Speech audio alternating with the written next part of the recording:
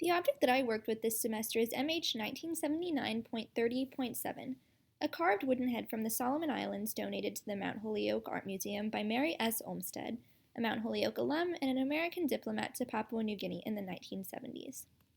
I'd like to start by describing the craftsmanship of this object. The wood has been treated in a multi-step process, first stained with sap before being rubbed with charcoal in order to achieve this dark brown or black color. Later, it was inlaid with small pieces of shell and larger round pieces of mother of pearl, including the eyes. This object demonstrates an awareness of symmetry, if not quite perfect execution of that principle. While going about my research, I came across two possible identifications for this object. Initially, I was pointed towards anthropomorphic canoe prow ornaments native to the Solomon Islands, which you can see in the leftmost image on this slide. However, the object at the Mount Holyoke College Art Museum displays a more streamlined style than is typical for such objects. The National Museum of Australia's database yielded a bonota, as you can see in the rightmost image, or a canoe house ornament, bearing remarkable stylistic similarities to the object in the Mount Holyoke College Art Museum. This bonota is also very similar in size to MH 1979.30.7.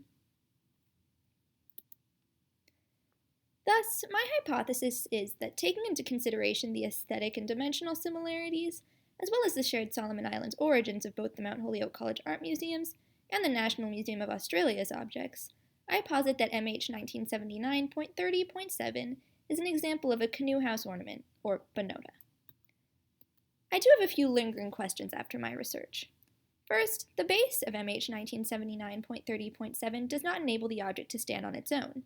Is it possible that this object was removed from its original context and retrofitted for sale? Secondly, most of the scholarship about the word bonota is in fact about the word and consists of linguistic analysis. This word means a lid or to cover in various dialects native to the Solomon Islands. I wonder what the implications these definitions might have for the object's identity and its use. Finally, I wonder what circumstances Mary S. Olmsted acquired this object in.